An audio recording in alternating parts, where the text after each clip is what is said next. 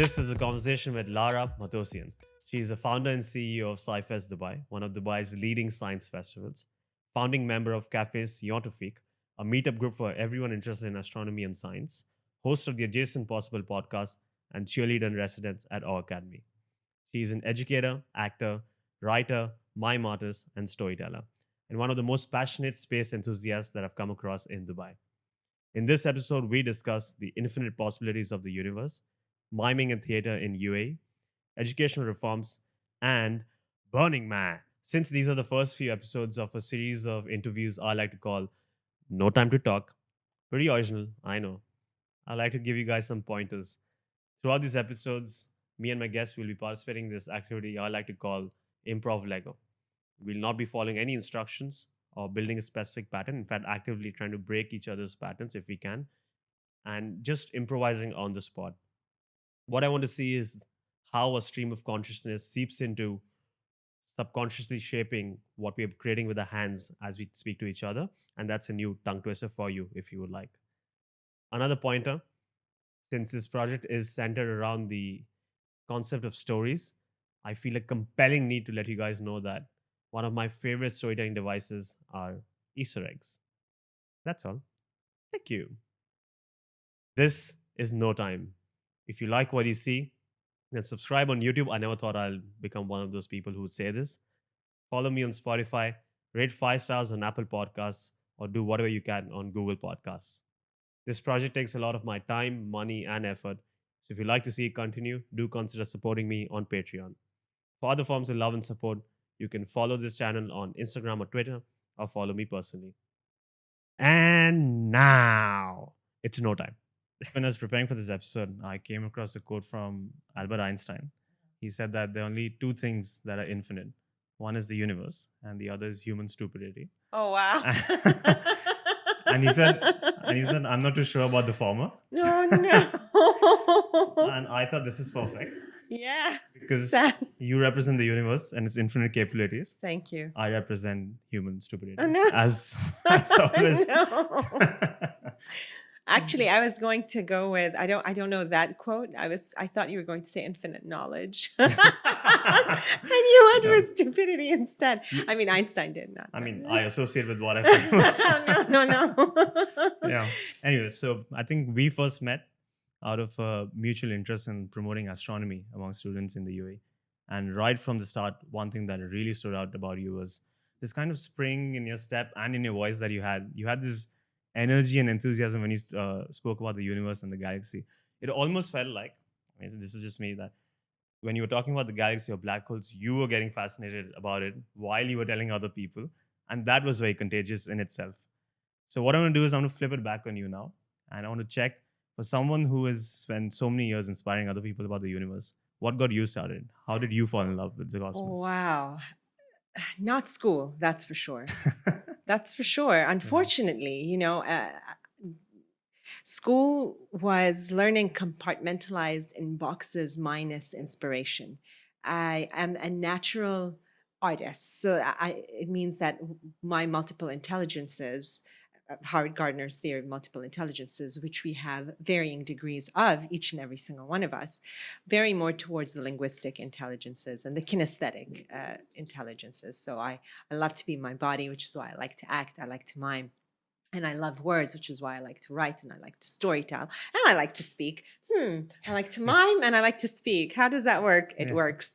And so I was more of a literary student. I pigeonholed myself and thought, I'm a dramatic literary student. That's what I like. And although I was generally good at all the subjects, again, like look at me saying this, good at all the subjects. It's so counterintuitive now for me after being 20 plus years in education to say that I was good at a particular subject, because learning is supposed to be interdisciplinary and it really needs to be relevant to the context of real life. And it's not. So science was just a subject I studied, and I was good at it because I, was happy to study. I didn't like study a lot, but I did a bit, and it worked. Whatever I did worked. So there was no science really. Fast forward to my years at university, and I had to repeat geology twice because it was the the subject that I had to take, we had to take a science subject in the first and second years of university, freshman and sophomore. So I took geology. And now I'm fascinated by it. But then I was like, oh, I have to go to geology. It was, and even the way that applied geology was taught in the laboratory, there was no inspiration. And at the end, like I didn't even pass that. Like this, You had to repeat it. yeah. Once I didn't pass, second I did, the third time I'm graduating, I have this thing from my freshman year that I have to pass. I took biology which I'm also fascinated by now, by the way. And the biology teacher took pity on me and she just passed me because I was graduating. She didn't want me to fail and stay another semester.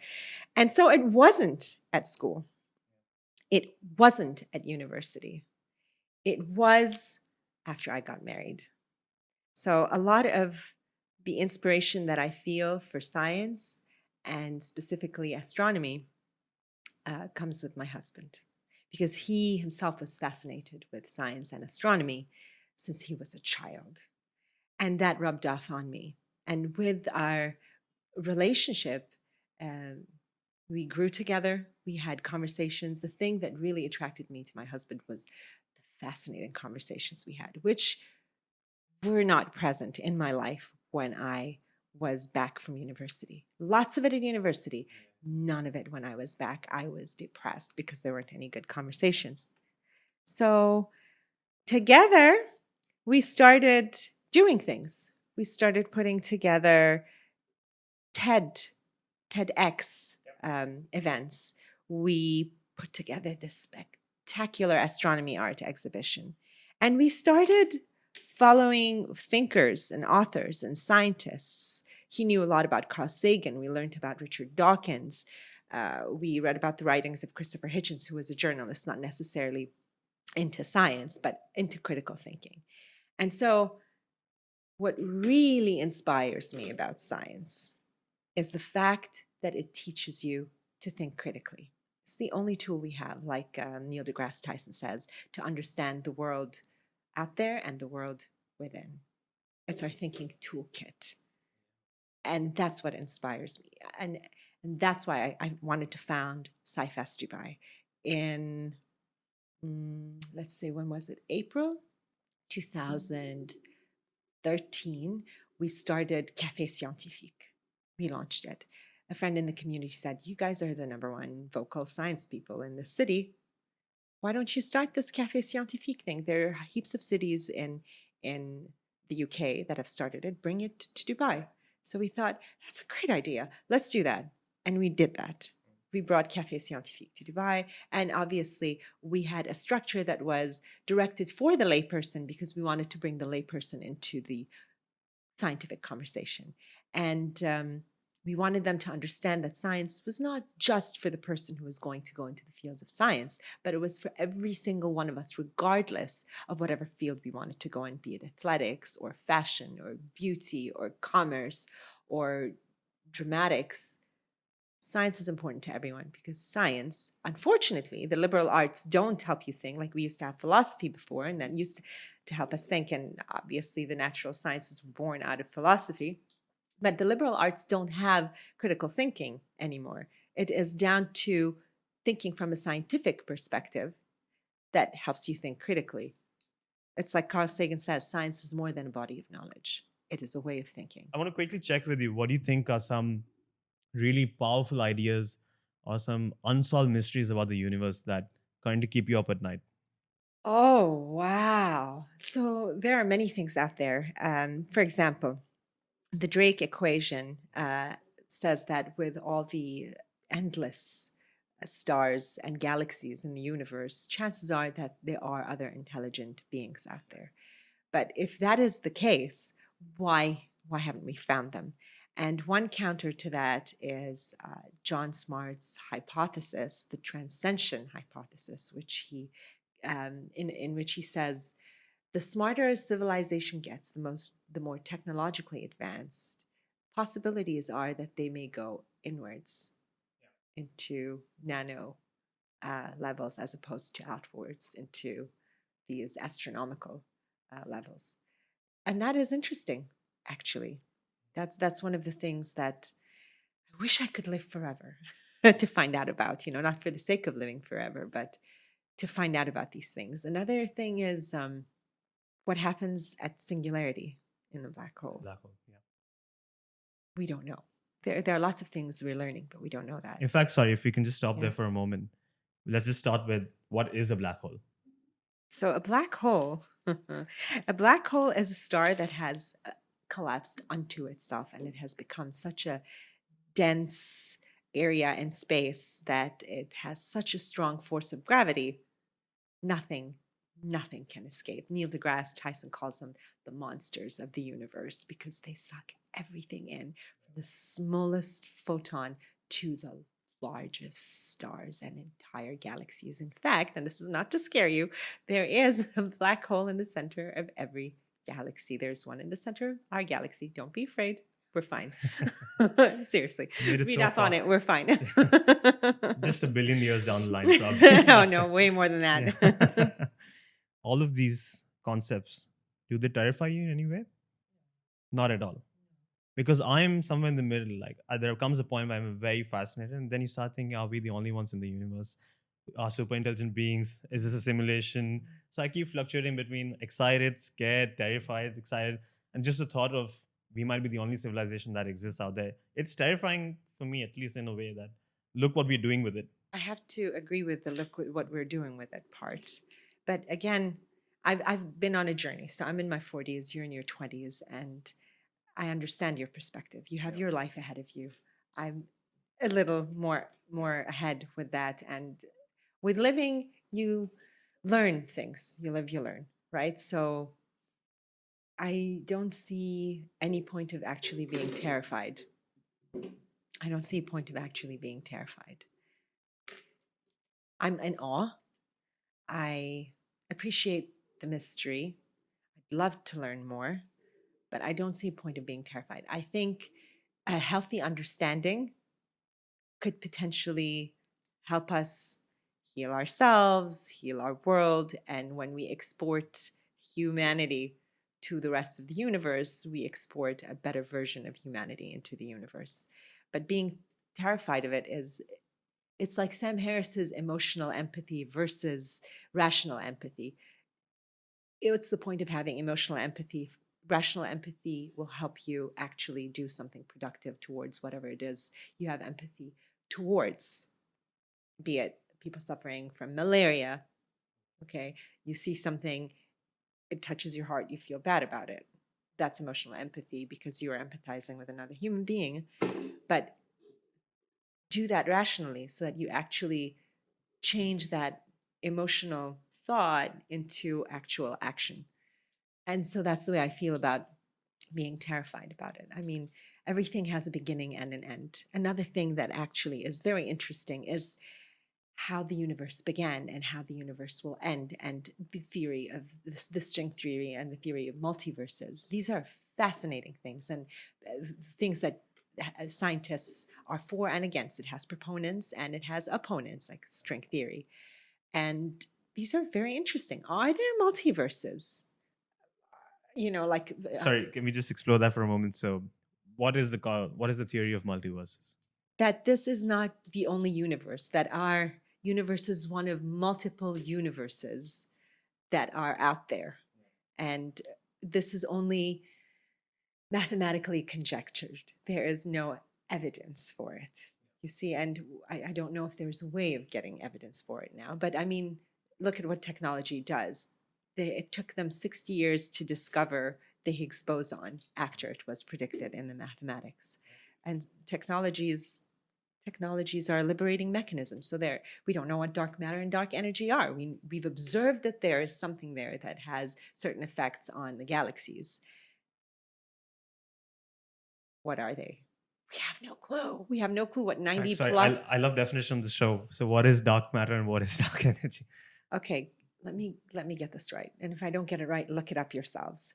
So we have dark energy in the universe that is, what is it doing? It's either it's this repulsive force that's pushing all the galaxies apart. Yes. Right? So it's that's what I was thinking. Because there's one thing that's I'm not sure which one's which. There's the one that's pushing the galaxies apart, The and then energy, there's yeah. the other one that's keeping like things together, not just the gravity. So I wonder which one is which.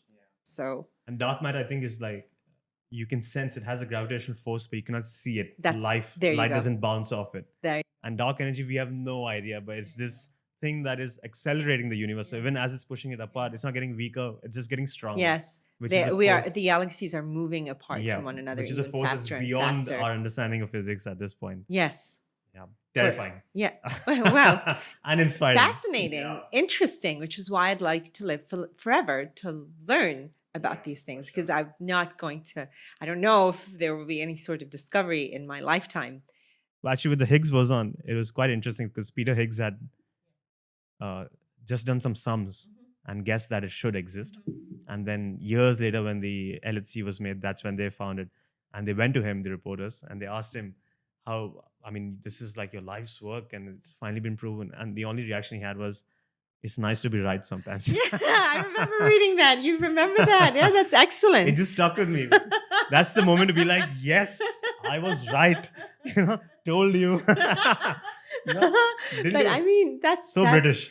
Well, that and the marks of an excellent scientist. I remember Richard Dawkins had a similar story of another scientist who I don't remember. His life's work was proven wrong. And he said, yeah, I was wrong, as opposed to just trying to continually prove himself right, because science is a matter of trial and error, and we stand on the shoulder of greats and we learn from the trials and errors and successes and failures of our predecessors. Even on the matter of multiverses, I came across this video that just blew my mind. I never thought of it that way. So we know of planets that exist in Goldilocks zones of solar systems, and that is it's not too hot, too cold for them, so they're conducive for life.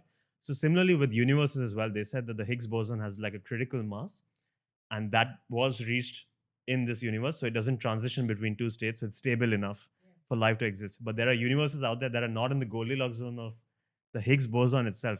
And I never thought that even universes could be. So there are some universes that are fine-tuned for life and some are not. Yeah, see, like I haven't read that. It just blows my mind. Anyway. That is mind-blowing, actually. Before we move on, what are your thoughts about entropy then, if you're terrified about these things? That's an interesting question, but this is how it's going to work, Lara. I'm going to ask the question. It's a conversation. This is one of the, I think you could say one of the oldest laws that we have noticed, is that the universe started in a very structured and organized way, and then moving onwards, it's just gotten more and more chaotic and random. I came across this theory by, forget who it was. I think it was David Silver. Anyway, he said that even if you look at trees, for the longest time, there was just nature out there, and trees are a form of just compartmentalizing carbon, and no one could even like hurt them at all. So what he said was like humans are just a natural evolution in a way of destroying that organized structure to make it once again more random. So what we're doing with trees, basically deforestation, is once again down the lines of entropy, where we are trying to break apart that structure that was trying to form the forests and the jungles and making it once again more random. This actually resonates with me because I'm currently listening on Audible to the book by Josh Tickell called Kiss the Ground. And it's about mass agriculture and desertification and carbon sequestering in the soil and the importance of soil and everything. And it really resonates with me.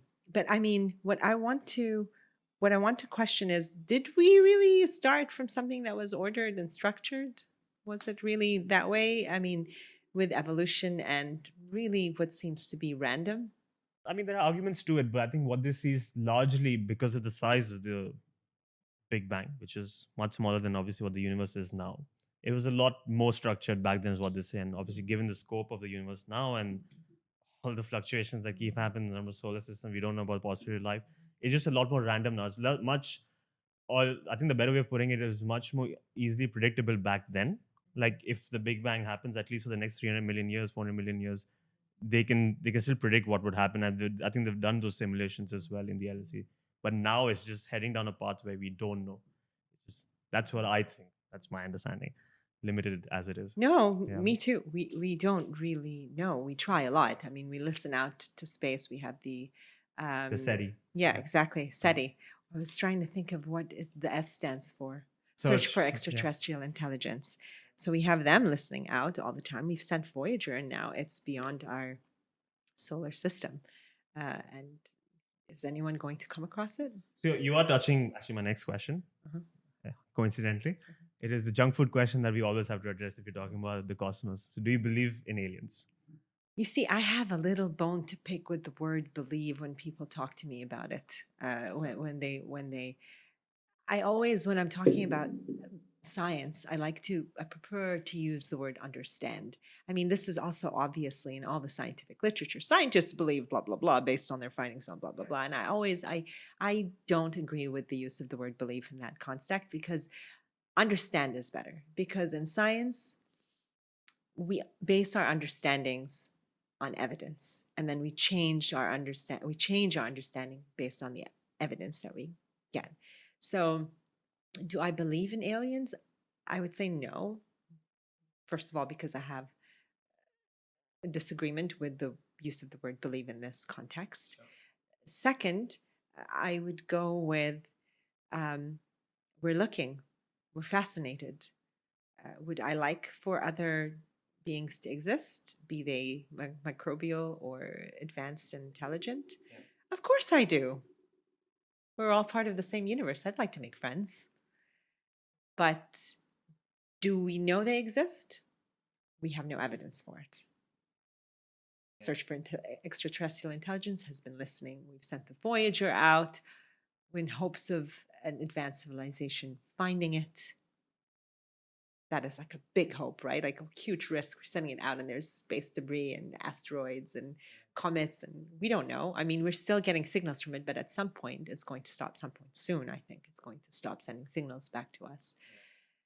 So the short answer is no, I don't believe they exist. Do I hope they do? Yes. What do I base my choices on? An understanding that we have no evidence for it yet. This is, we referred to it in the beginning as well. It's the Fermi paradox and the Drake's equation. Yes. Do you think it's just because obviously our existence on Earth and the solar system and the galaxy is quite short? So the kind of light year bubble that we've created around ourselves is very small. Yes. The first radio waves or the first, I think when television was broadcast, I think that was the strongest signal. I think it hasn't even covered, how many years has it been? 70 light years at max? Yes. Which is not even the next solar system, I think. So I wouldn't know these numbers. I don't. I mean, you can check it, but please do. But don't take our word for it. Don't take our word for it. All I know is that it's a very small bubble. So, do you think it's possible that we just haven't yet reached out far enough? Yes, and it's also possible that I'm not really that much into science fiction, so all the wonderful stuff they do on Star Trek, which is really, really fantastic thought experiments. It might just be a case that life forms are made of different elements. Yeah. And it might just be that they don't communicate the way we do, or they don't exist in a dimension that we understand. And I'm not talking about it from a magical thinking, non-scientific perspective. I'm talking about it from more of a kind of multiverse sort of perspective, as opposed to like, oh, you travel to this dimension and you meet your grandmother, but she has blue hair. I'm not talking about it in that certain way. Yeah. So if we can just stop there for a moment and let's indulge in a crazy thought experiment. Yeah. Sorry about that. One day I'll have a band on the show. Yes, do. Yeah. One guy sitting there just like waiting to do one drum roll like in a 1 hour episode. You have to wait one day. We can make that happen right now. That's the dream. So, okay, let's do a thought experiment since you've touched the topic. If I do ask you to visualize or paint a picture of one possible extraterrestrial life form or one that seems really likely to you, what comes to mind? For that, I have to give credit to my husband, because he does engage in these thought experiments a lot, and he is a wonderful science fiction short story writer. And one of the things that he's written about that I am going to use right now to answer your question is light being sentient. Yes. And the reason why we may not be able to communicate with them is because they are essentially beings of light, sentient photons of light, and like to them we could be like, well, maybe we don't get them the way that ants don't get us. Ants don't know that humans exist, so we might not know that intelligent beings exist. And this is credit to him. This is his thought experiment that I am using to answer your question, because I think it's an excellent way of thinking about intelligent beings outside of what we're fed by films in Hollywood and otherwise, and how we're supposed to imagine what. Very different from E.T. Indeed. Or Bollywood had one. It was called Jadoo. I don't know if you know. Jadoo, no, but I watched PK. Oh, PK. I really PK was like still, PK. I still like it better. Jadoo, his only superpower was that he used to respond to like a piano melody, just om, om, om, om. That's it. That's it? Yeah. Okay. Never- Do you never heard- recommend that I watch it, or? No, he Just- doesn't. Don't watch it, Yeah. guys. It was pretty creative. Okay. But light, I mean, that was pretty interesting. I came across, it wasn't a theory that suggested that light itself is sentient or photons are sentient, but it was a theory by, I think, Roger Penrose, who said that if you are a civilization in the galaxy and you've reached a certain level in your progress and intelligence, and you know the galaxy is going to end at some point, everyone's going to get swamped into the supermassive black hole, or it's just going to fade out, your star's going to die out. What are you going to do? What is the one way of communicating what you've built to a civilization that might be born in the future? So he said you can encode it in photons, because light is the only thing that will travel. Right? That Wow. was his theory. I don't know if. I don't know if it's true. Cool. This is very cool. And light is something we don't understand at all. Yes. Yeah. What about the light being a particle and a wave? That experiment? What? Why? That still blows my mind. Okay, light behaves a certain way until it's observed, and then it behaves a different way. What? As it is, Yes. school wasn't hard enough. This way of thinking is, I think, more important than whether it exists or not. Because it's Agreed. just, to date, I never thought of light itself being like a Yes. being or an entity Yes. of its own, Yes. right? It was just physics. Yes. It reminds me of Carl Sagan, because he had come up with this idea of floaters and hunters in Jupiter. And he said that I don't think there's life on Jupiter, but if I had to imagine, then I think it would be these organisms that are just revolving in those very fast winds and tornadoes in Jupiter, because Jupiter is just layers of gas, Yes. no surface. Yes. But he says there's a Goldilocks zone in those gases itself where it's not too toxic for them. And there's a light layer where there's these small organisms that feed on like microbes in the air, and they're just floating around, and they have predators on top. And he said this might not be right, but it's just the aim is to just get you thinking. Yes. As long as you can even consider there's life on Yes. Jupiter, then Yes. anything is possible. Yes. I like that a lot, because within our solar system, there is potential for finding life. We don't know what we will find in the moons of the giant planets, Enceladus, Titan. Titan. Saturn's, right? Yes. Yeah. We don't know. Europa. Yeah. Yes. And these are fascinating opportunities. And we actually have spacecraft going there. We're there already. I think to Europa is 2024. Okay. That's what I'm looking forward to. Yes. Because it's got water Yes. under the surface. at Yes, least. under the frozen Yeah. surface. And we don't know. We don't know what they will be based on, even if they are there. We don't know. And that's the fascinating thing. And goodness, I really hope that the spacecraft make it there safely. And extract the samples safely without being damaged. Too soon. Yes. One of our spacecrafts just crashed on the moon last year. Yeah. One tier rolls down. Yeah, I was really looking forward to it, because they had done it at I think half the cost as well. So it would have been Yes. a breakthrough. But then we Uh-huh. have the Mars probe getting there, and they have From actually UAE itself. yes. And we Represent. also have which one was it? What was the NASA one called? Curiosity? Yes. No. And Spirit? No. A Oh. recent one that was launched in the summer. Why isn't the name coming to me? Hope? Yeah. So I said it right. Yeah, I think so. Yeah, I did say Yeah. it. And it has a little kind of helicopter thing that's going to be flying around. It's a big deal, because it's the first helicopter, Drone. yes, type thing that's going to be flying on a non-Earth, on an extraterrestrial Crazy. world. Yeah. Yeah.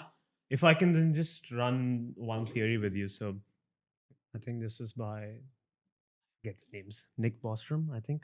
So he said that if we were to find life on Mars, that would be bad news for us. Hear me out. So he said, Was that in super? What was it? Was super intelligence? yeah, super intelligence. Yeah. So he said that there is a grid filter that exists. So either there's a grid filter before us, where it's tough for life to emerge if there's a planet out there with the right conditions, or there's a grid filter ahead of us where life will emerge regardless of what the conditions are. But at a certain point, we will reach a stage where we will end up going extinct.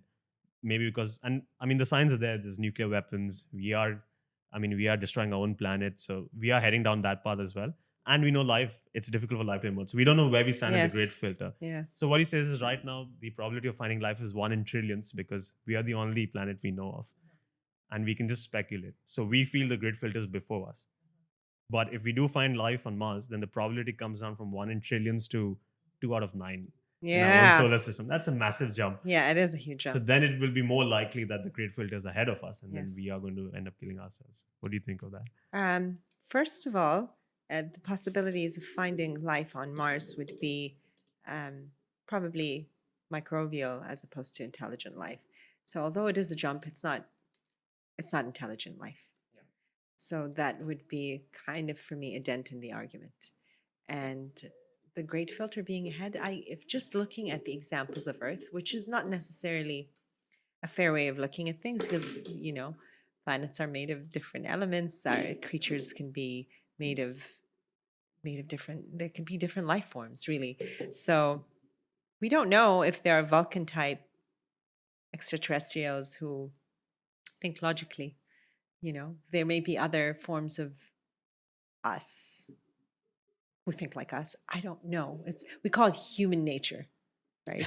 we have evolved, and thankfully we've evolved out of some of the evolutionary things that are not really necessary anymore, not really pleasant, not really necessary, but we still have a lot more evolving to do. We still are we can be very kind to one another, but we can be unimaginably cruel to one another still. And I think that's part of human nature. And I think it comes from evolving from the animal planet and survival of the fittest. I will eat you if I'm hungry, sort of thing.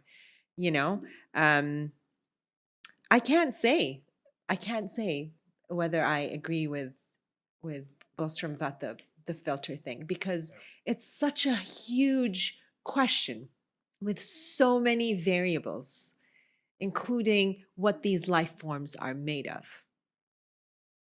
And for us to compare ourselves with them and make a guess, it's huge, with most of the other variables missing. In terms of a thought experiment, will we go extinct? Yeah, we may. We came close to becoming extinct in our evolutionary history. Yeah, we may. And we may be the cause of it ourselves, or it may be a catastrophic happening. We're really good at destroying things. Again, I'm all for intelligent optimism. We've come a very long way. You can look at the evidence and see that we are a species that are able to make things a whole lot better. And we have in so many different ways. There are numbers and numbers and endless numbers. Read Steven Pinker's The Better Angels of Our Nature, and you'll have a whole tomb of evidence of how intelligent optimism actually works. And the world is getting better. It's not perfect, but it is getting better. But can we cause catastrophic events? Yeah. Could it lead to our extinction? Possibly.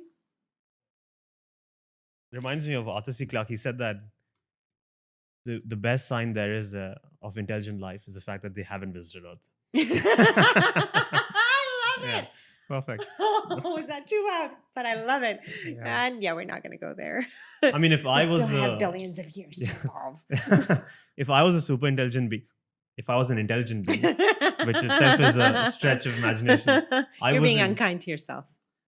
I think you'll start doubting what you're saying by the end of the episode. We'll see. We'll see. Anyway, it was me as well. You said it right. I wouldn't visit Earth because it just looks like a planet of apes that are hell bent on killing each other, proving who's more powerful, looking for partners, money, homes, cars. This is not intelligence, you know. No, thank you. My goodness, you just, you just mentioned the things that make me bristle. Things I do as well. So Well, we all do, right? I mean, it's part of, again, human nature, and also partly how we've all been brainwashed into following what the powers that be want us to follow. Even if you want to get out of the system, how do you get out of the system? Do you live off the land? I mean, if you want to have land, you have to be able to have money to buy the land, to be able to live off the land. So for that, you have to be part of the system, as the powers that be may have you be part of the system. anyway, moving on to a more positive note. So Yes. you have chosen to one of the chosen methods of expression and conveying ideas about space is storytelling. And this is, I feel you are promoting an art form that is not done anymore in its traditional form, where you make people sit down in a circle and you're at the center and then you're acting out a story. You're doing accents. There's a lot of physical imagery involved as well. That in itself is dying out slightly, but you have stuck with it and you do it really well. And you do a fusion that I did not know would exist, that you could do like a talk about space with storytelling. So how did that come about? Thank you. I love storytelling so much. And although it seems like it's dying, there's a new renaissance in live and performance storytelling around the world, not just here. I mean, you go to Europe, you go to States, and there are platforms where people do live performance storytelling. Why science and art? Because, well, SciFest Dubai, our tagline is, you don't have to be a scientist to love science. And I'm not a scientist, nowhere near, actually. I mean, yes, I like trial and error and I'm curious, but I'm not, I've never wanted to be a professional working scientist. Sure. I've always wanted to be an artist, an actor. And SciFest Dubai was a way of promoting science through different art. Through the different arts, and that translated into me doing space-themed storytelling. So it's science meets art, and it's not just storytelling. It's not just a performance. It's interactive, as you've seen. The audience interacts with me. There are interactive parts within the performance storytelling. The thing is, I love entertainment. And I love learning. So I love the idea of edutainment. I love the idea of entertaining your audience, who are the young learners, or learners of any age, the young and the young at heart, really. And they are in the field of neuroeducation, which is a new field. We've learned more about how the brain works in the last several years than we've learned before in the past. And we've learned that your brain is much better at retaining information when it is actually having a great time. When you're having fun, you learn better and you remember better.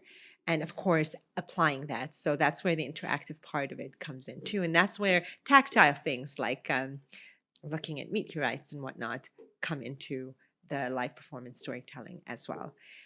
And although I love entertainment, I love being transported.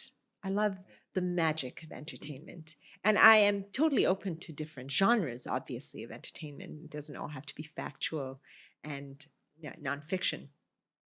But there isn't good nonfiction for the young in terms of performance storytelling. There just isn't. It's great. Yes, I do want to transport them. I do want to take them to the Arabian Nights. I do want to take them to a sultan's castle and find out what's happening. Sure, I want to do that. But goodness, space is so awe-inspiring. I want to be part of the movement that sparks their curiosity and ignites the passion for space and learning, because it means I'm inspiring them to think for themselves, to think critically, and to be the owners of their own brain. And I think creating that sort of magic to spark the curiosity and fan that passion, or even start a passion they didn't know they had, is a big deal. You can't quantify it. You can't. I do my thing. I experience the joy myself. It's like, and I'm buzzing for the rest of the day because of the energy from these young, curious minds is unbelievable. It's like fuel that keeps you going. You don't want to stop. You just want to keep doing it every single day. But it's also reciprocated because you leave a part of that passion, that drive, that curiosity, that wonderment, that awe with the young, with your stories. And that's about space. It's not just about dragons. And again, not dissing them. I love being entertained and I love being taken into different worlds. But why not space as a different world? It's the ultimate different world. I mean, mind you, I also like the underwater world a lot. Yeah. And I have done storytelling with that particular theme too. And I would love to keep doing more and more of science. I think it's infinite. The stories that we can tell for science, about space, through live performance storytelling as a medium. I remember watching one of your TED Talks, which was quite short, wasn't about space, but it was physical theater. It was called, I think, Let Students Express Themselves. Yes. Long back, I think. Yeah. I think I called them butterfly. I think I changed it to called butterfly students afterwards. Apologies. Or give student their rings or something like that. No, it's okay. It was a long time ago. Thank you. You actually very found nice, very moving. And it just goes to show you also, it's a nice segue into the next question as well about miming, which is another art form that you're involved in and that you promote. But it felt like you didn't need, in this case, you didn't even need words to just express a story and make people feel emotions. And that's a very powerful thought, especially in this era. But I think we can join that with miming itself. That's another art form you have been involved in for a long time. Would it be fair to say it's dying out? I don't think so. Don't think so.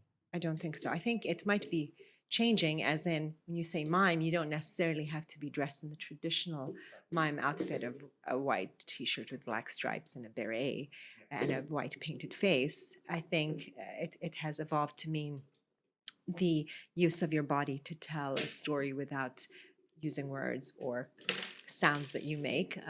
Mime shows I've watched have included sound effects, but a lot of physical theater. And I absolutely adore and passionate about physical theater and mime. And it's a way of storytelling that everybody understands. Because it's body language, right? It's not words. You speak Hindi, I don't. I speak French, you don't. You know, aspects of theater obviously include your physicality. And so even if you don't understand the language and you're watching and you have an idea of what the story is about, you can tell through what's happening physically what is happening in the story. But physical theater and mime takes that out completely, and that's all you have. Your body expresses the story, and I absolutely love it. It just speaks to everyone, regardless of how old you are. When I mime, and I do my roaming mime, so I'm walking around wherever it is, be it an outdoor venue or an indoor venue, a family event, a conference, whatever it is. When I'm doing my roaming mime illusions, it doesn't matter how young or how young at heart my audience is. They play. They just play. And the more playful ones continue the story. So it's not just me creating an illusion for them. They create an illusion for me, and we build on one another's stories. It is also a beautiful way to improvise, because I love improvisation as well. And a mime scene done with an audience member is the ultimate improvisation, because you don't know the person you're improvising with at all. It's a passing stranger, and you're interacting for all of 30 seconds to 2 minutes maximum. They're gone. Oh, and that gives me such a rush and such a buzz and such an energy that if it's an evening gig, it takes me hours after the gig to actually, for the buzz to subside, for me to be able to call it a night and go to bed. It's like being high, essentially. It's like the endorphins that you get when you exercise, like that times 100 going in my brain because of this.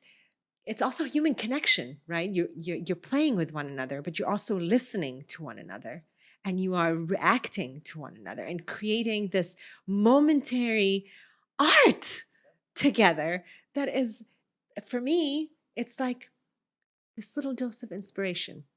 And it can be a 3-year-old, and it can be a cheeky 75-year-old, just goes, I just popped your balloon. What you gonna do now? Sort of thing. Yeah. Do you think it's not getting promoted enough with the influx of so many other forms of entertainment now? Personally, what I feel is so miming, like we said, there's one of the key elements it stresses on is the power of silence, where you can convey so much without uttering a single word, which feels very counterintuitive to someone like me, or at least my generation. We have grown up with this idea that silence is taboo in a way, and I'm the living perpetrator of it.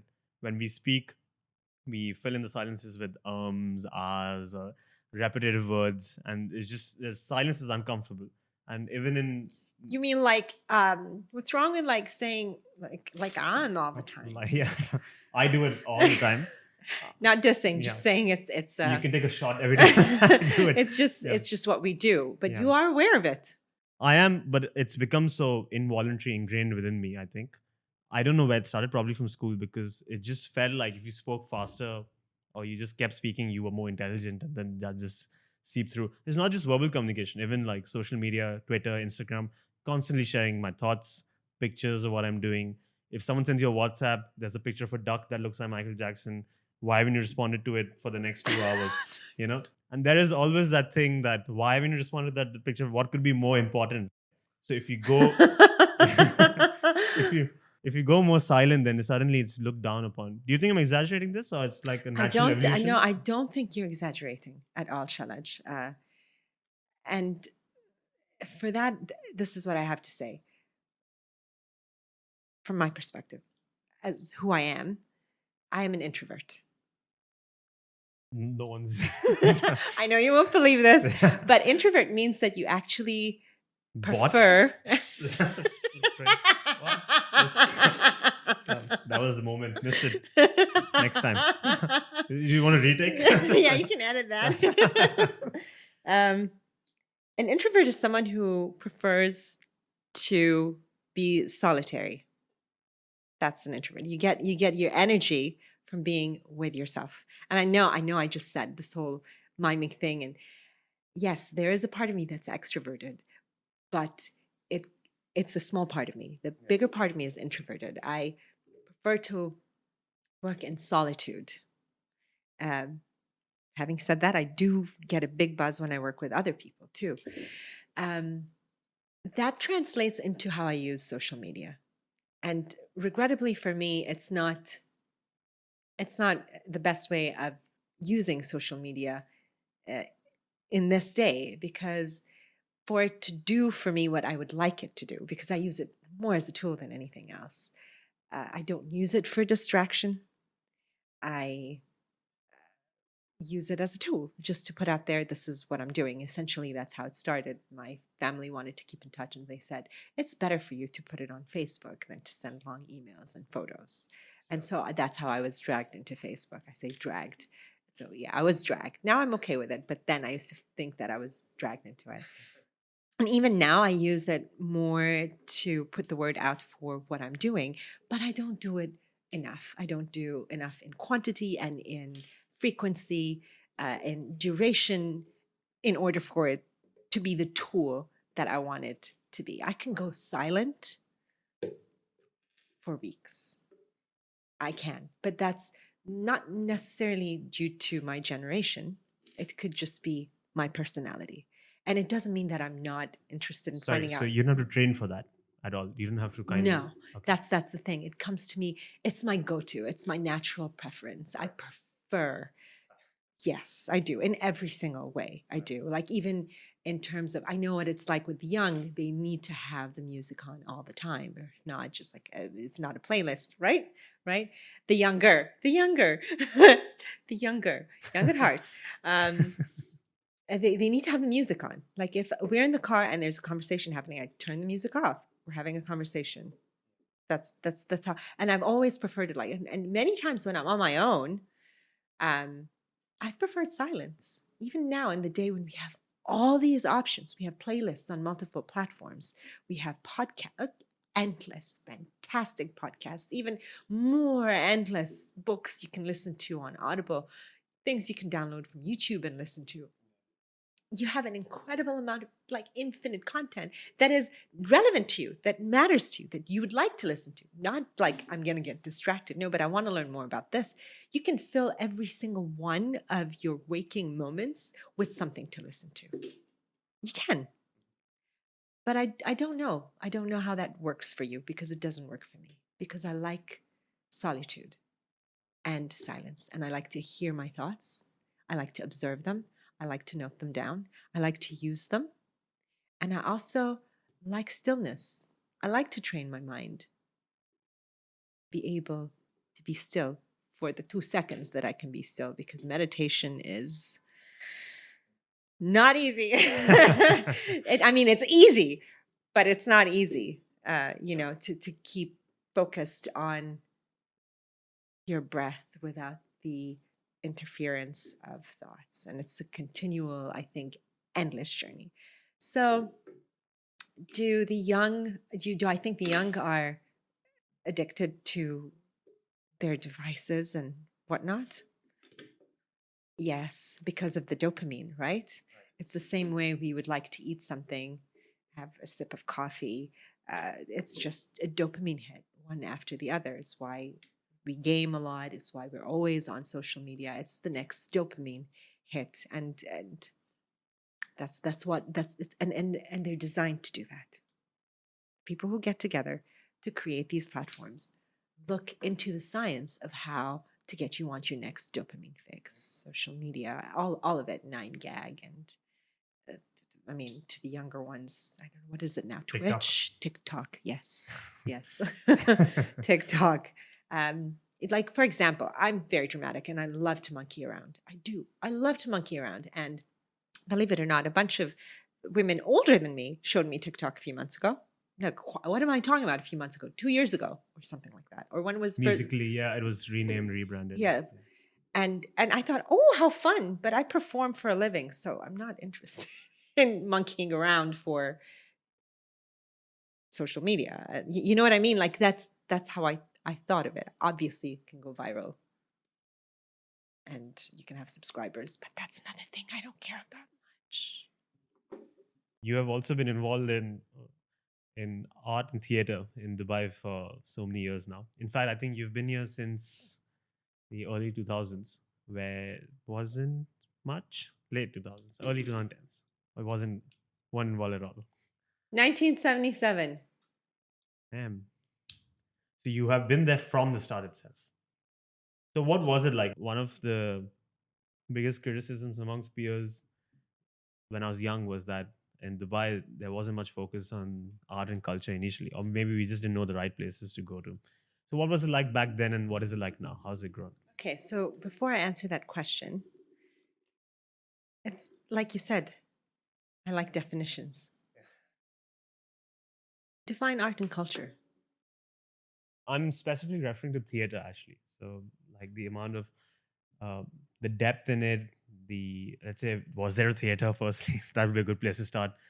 Were there plays that were happening? Was there some? Did it have unique plays that you just find in Dubai? Were there other acts that were coming in? I think they were probably within the Emirati organizations, community, different opportunities to be involved in theater. I think. I don't know. I'm not Emirati, so I wouldn't know, and I've never had experience with it. But I know that there are different theater groups now within the Emirati community. When they were established, I don't know, but there may have possibly been some that I didn't know about. In terms of what was available for the expats, the one that I know of in Dubai, the first one, if I'm correct, was the Dubai Drama Group. And I'm not aware when it was established. Could have been in the 80s. I didn't know this at one point. I don't anymore. And it's still running to date. That was community theater. In terms of professional theater, there wasn't anything homegrown. But I think at some point, I don't know at all about the 80s because I didn't go to any myself. But I know that in the 90s, there's quite a lot of imported theater that was making its way to the city from different theater groups in UK, mostly. And that's, I think, because the majority of the people who were bringing those plays were also expatriates from the UK. And so, in comparison to that, we do have a whole lot more happening now. When the Dubai Drama Group was established, I remember the first play I watched, and this was probably quite a bit after it was established, was at the British Council, which is by the Maktoum Bridge. It was on their theater over there, and that was, I think, their home of performances. And that was the first place as an adult that I did theater with the Dubai Drama Group in 1999, a year after I graduated from university. I did Alan Ayckbourn's Confusions with a wonderful director who was an air traffic controller by day and a really fun, fantastic, very observant director by night. As you do. Yep, Yeah. there you go. There you go. And that, so and then from there, I remember them having moved to, I think, one of the rugby clubs. Not sure which one. Don't know rugby. Not been to a rugby thing, but that was the one thing that I went to. And then after that, of course, now we have quite a few theaters in Dubai and theater groups, different community theater groups. In terms of professional theater, we've had, again, the continuation of imported theater from elsewhere to the city. It is harder for residents here, expatriate residents, to put together a professional theater performance because you'll need to think about everything else that you think about when you are running a business. You want to have an actual theater company, as in a company of actors. You'd have to think about them being your employees. Something that I have thought about. Them being your employees, you have to pay for their insurance, their visa, their salaries, accommodation allowance, all the things that you would pay an employee, you would have to pay your theater company actors, because this is how the structure is set up here. Okay, now we have more freelance actors, but for some reason, I have found that the expatriate community here are more receptive to imported talent as opposed to homegrown talent. Excuse me. When we're talking professional theater, it's okay. They don't mind the community theater, but they don't think that professional theater that's homegrown is worth their time. Good enough yet, probably. Which is interesting because we've evolved. We're now 20, 30 years afterwards. And we have people who've actually gone and studied drama and theater in prestigious schools around the world and have come back here where they call home, even though they're expatriates. And so they have the expertise. They have, quote unquote, the qualification. Not that you actually, I'm one of those people who think you don't necessarily need to go to drama school. Does it benefit you? I'm sure it does, but you don't necessarily need to do it, in my opinion, and my experience as well. Still, there's this sort of lack of interest, as if what these talented, some of them even having studied in prestigious drama schools, just the fact that they are from here detracts from people's interest in watching them. Not in community theater. Community theater is very well supported, but in terms of professional theater. Professional theater, there are lots of freelance actors and performers who are in the line of events and entertainment. That's different. This is something you get hired to do. You get hired to wear Alice in the Wonderland costumes and recreate scenes for the launch of a perfume, for example. This is different. This is like acting for hire. We're talking theater. We're talking messages, art, profound topics, or entertainment too. But that's different from being hired as a performer for an event, a launch, a conference. Theater is completely different. And I haven't seen that. I haven't seen that at all, to be honest. Professional theater like you would in other cities in the world. And something that a lot of theater enthusiasts here are trying to change. They're putting their money where their mouth is. They're opening theaters. They are training actors. They are putting on plays and all that. But it's all under community theater. And, their trained actors then go into doing role play for corporate purposes, into whatever industry there is in terms of media and advertising. That's it. It's not really a lot. It's more. But it's not really a lot. But again, Dubai is a small city with a small demographic. Hopefully it'll improve.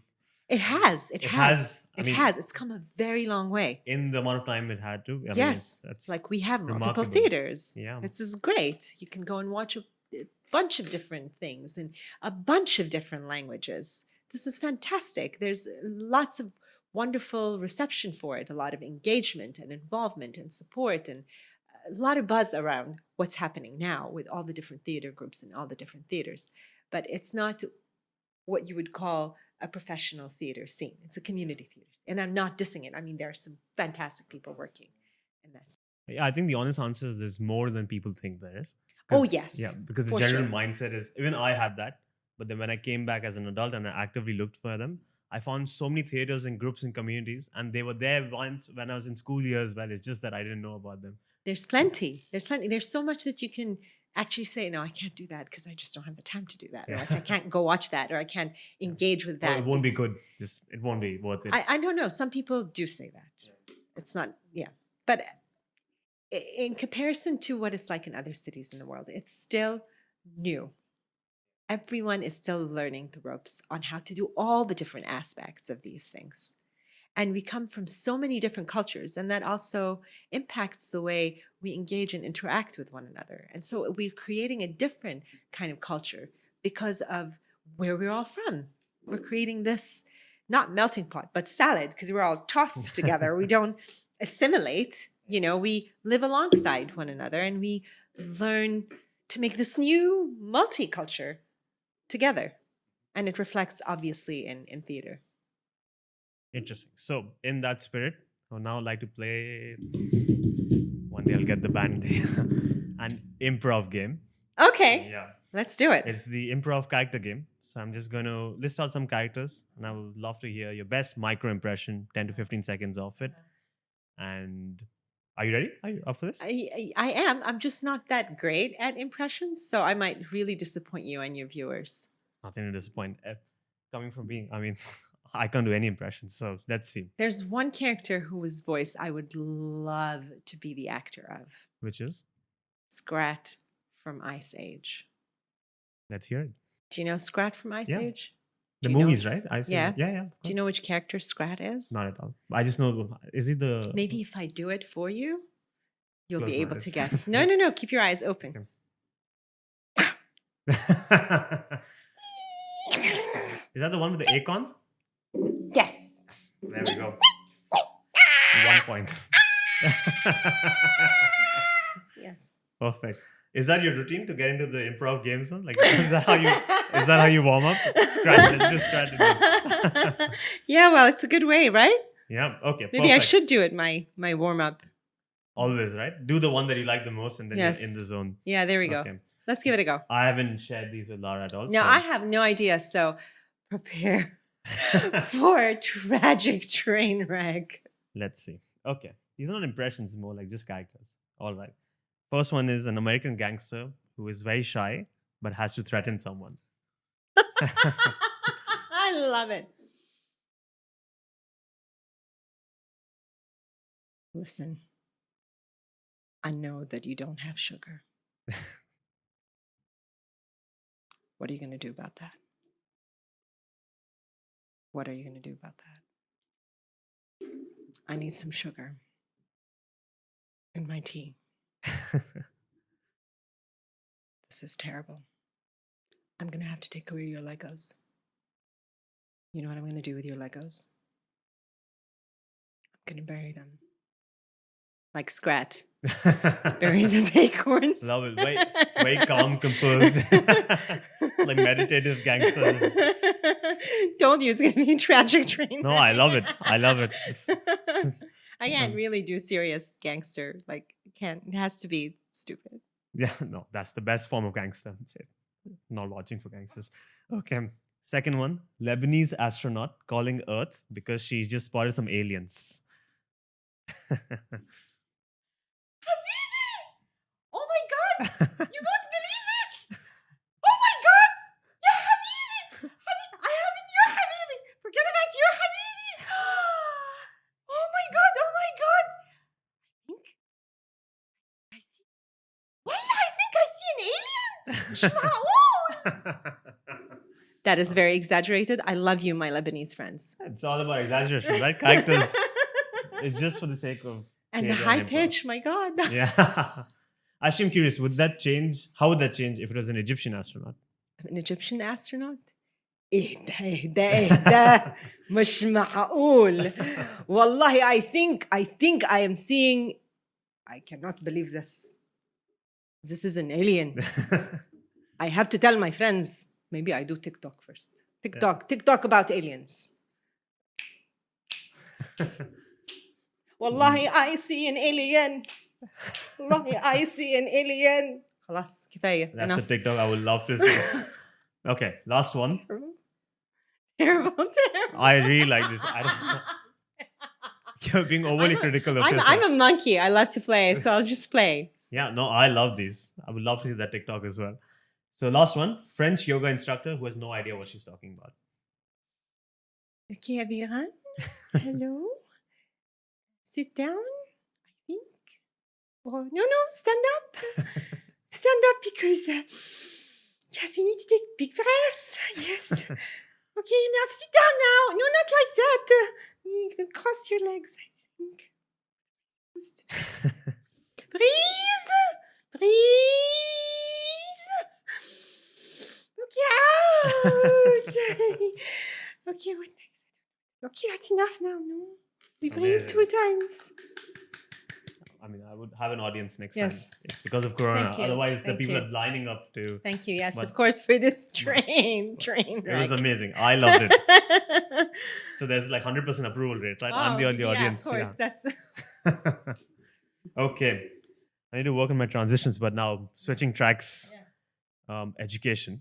This is a subject that you're very passionate about it. You have been an educator for so many years, and not just an educator, you've also worked on revolutionizing education and trying to make the system a lot more welcoming for a lot of students and a lot more personalized and tailored so that you actually work on people's strengths and not really compartmentalize or box them into smaller, let's say, boxes, I guess. So before I move into my main question, if I could just ask you to summarize the key issues that are currently persist with the current systems. What do you think is going wrong? all of it. It was designed. Done. Summary done. What's wrong? All of it. It was designed for the industrial age. Yeah. For factory working style learning. That is not fit for purpose anymore. We're not there anymore. We are in the present. And in fact, the future is here, but our education systems haven't caught up with it. Now, what does that actually mean? It means, okay, yes, we have changed somewhat what our classrooms look like. So not all curricula and not all schools have kids sat in rows, but instead in groups and tables, and there are different corners, and different learning can be happening in those different corners, and teamwork and collaboration on the tables as opposed to just rows and rows. Again, not all curricula, not all schools. And I'm not talking about Dubai or the UAE, I'm talking globally as well. Uh, why are we still thinking in terms of classrooms? I know that because of the pandemic now, it's expedited blended learning and learning remotely. It's a good thing that kids have realized that they do like to be at school, and that's mostly because they like to be with their friends. But they wanted to go back to school. So this is something that we should use to make schools completely different. We need to uproot the system. Why do we have classrooms? Why are they dictated by age? Why are they not dictated by ability? Why is learning still mostly around subjects? Okay, you have curricula like the IB curriculum where you actually have an integrated learning structure as opposed to compartmentalized learning structures. That's one curriculum, but that also still has its problems for me because you still have assessments. Now, assessment to assess learning so you can challenge it or support it so you can push it further or give it the support that it needs. I am for assessment for the sake of testing for the sake of testing. I've always been vocally against it. And it's all part and parcel of the system. You've got all these stakeholders who are going to grab on to their money-making mechanisms and not let go. Because at the end of the day, education is another business. And you can see I'm starting to get riled up because how do you start dismantling this behemoth of a system that's so integrated? The only way you can, one brick at a time, especially when you're a small player. But it's happening. More people are having these conversations. More people are talking about introducing alternative learning pathways where learning is done completely differently. I watched this wonderful TED Talk by a Japanese architect who was hired to design a nursery school in Japan. I wish I remember what it was called. I'm sure you can find it. He designed a circular building with 2 floors, a ground floor and a roof that just curved in like that. There were no walls at all. Students sat around, and if they didn't want to, they could get up and they could leave and they could walk around. And what are they going to do? It's a circle. They're going to eventually end up coming back. Ditto with the rooftop. It was where they had their breaks. And there was actually no people supervising. There were trees that they could climb. And if they fell, they would fall onto netting. And the roof had rails where the kids could sit and put their legs through and just dangle like that and look down. It was a successful, happy nursery. Why aren't we thinking of more things like that? Why is this an exception? In Scandinavian countries, they're having nurseries in the outdoors, in the cold, in the forests, where kids are not having to learn what number 4 is written like, but they're actually experiencing what number 4 is and whatever else learning they need to experience in the real world, in the context of being in a forest. Why don't we have more of these different pathways to learning, alternative pathways to learning? Now we have organizations such as the one that I'm cheerleader in residence for, something to shamelessly plug it in there. We have Academy. That's one of these stellar award-winning, actually, there's like hosts and hosts of awards that Academy has won already since its inception, just a little over 2 years ago. And its founder, Raya Bichari, is the 2019, one of the 2019 BBC women on the list for inspiring and influential women. So, and that's just one thing. Uh, and academy is that one um, warrior, I have to say, battling the current education system. Maybe say it differently, bringing an alternative learning pathway to the learners who need it. Some parents are ready for it. Some learners have been ready for it for ages. And finally, they have something like our academy. And maybe there are a couple other around the world. There needs to be more. And this is for older students between the ages of 14 and 18, where you actually learn things that you don't learn at school, that you are connected, you get a network of people, you work on an actual project that is meaningful to you, that addresses one of the global grand challenges, or something that is meaningful to you that you want to bring into the world. It's with the entrepreneurship spirit. You don't have that at schools. You just don't. And I know this is a very, very long way of answering your question, because I haven't really listed for you, this is what I A think quick is summary, wrong. but all of it was I've covered it just all. brought the whole story together in all its different elements without any particular structure. But in a list, the structure is wrong, the testing is wrong, the context is wrong. And I think that is broadly, In that short, all sums of up. it. Yes, yes, like I said at the beginning. I remember when you mentioned, I think the day you watched that talk, we had a conversation because you came. The I think Japanese one? yeah, because we met, and I remember that, and it stuck with me because I never thought of.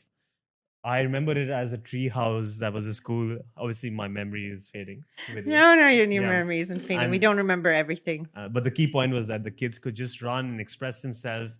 And the idea is you don't have a roof, don't have walls around you, you're not boxed inside. Yes. And that stuck with me. So what I wanted to do was another crazy thought experiment for you. Let's do it.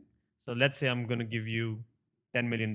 Money's not an Money's issue. not an issue if I had Yeah. all the money in the world. All the money in the world, and I would ask you to build your dream school.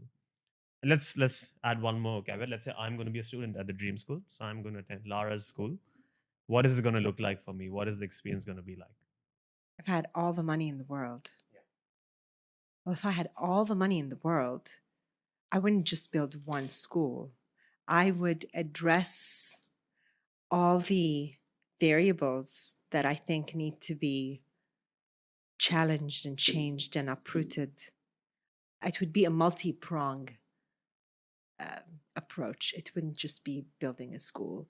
It would be investing in an organization whose goal is to demolish the need for standardized testing. I don't know what that would look like, but I would establish an organization like that to battle those money hungry people.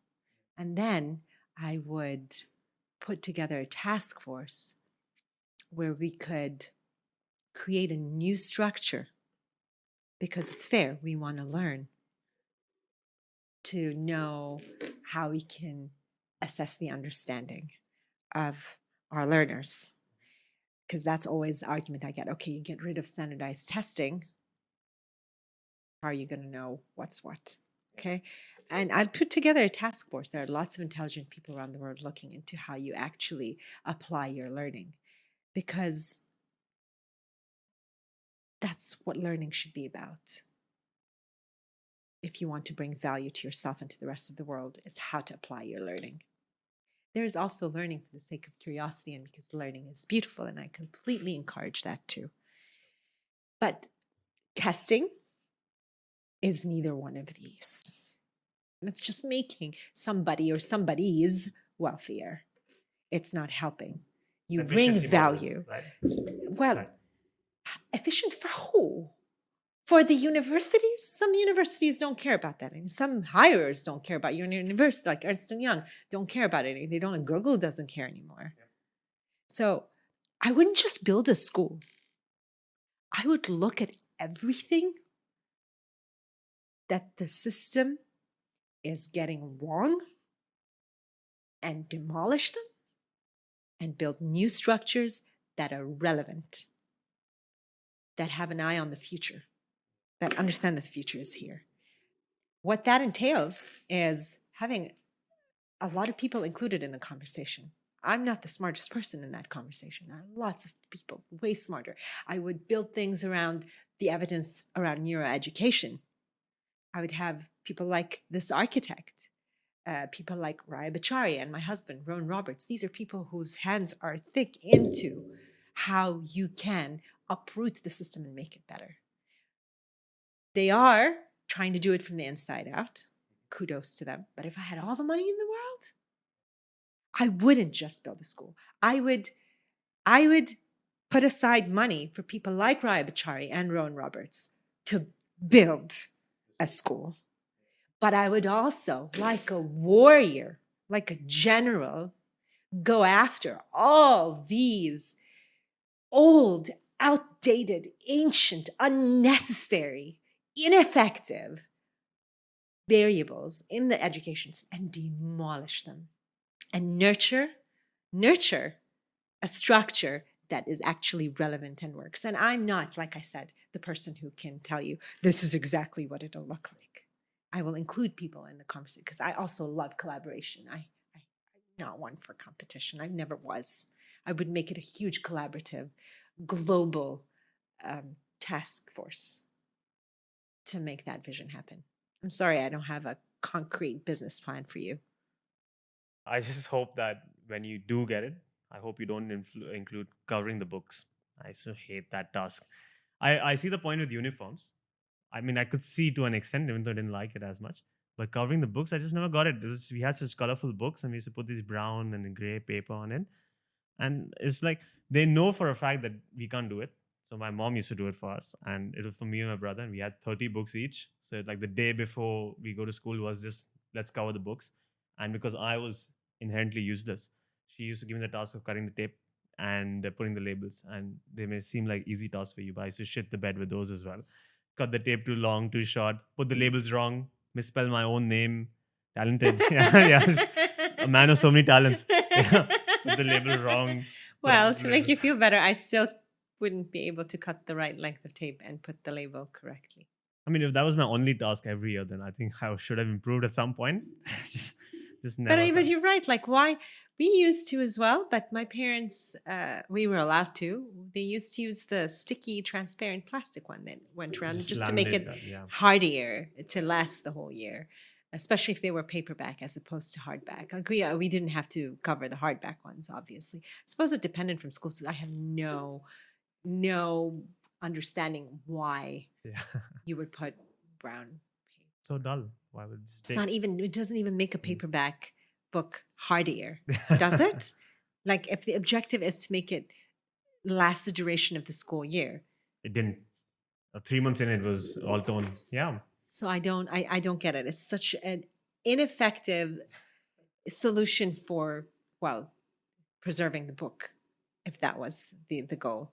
Uniforms, I'm with you on that one. I can see why schools choose to have them. They want everyone to feel. Otherwise, just the Gucci belts and I know, right? Yeezys would pop in. Tacky. Yeah. Sorry if you like Gucci stuff or other branded stuff. Yeah, no offense to Gucci. Yeah, none at all. None at all. Or to any of the other branded. And to me, it's like all branded stuff. I mean, look at me.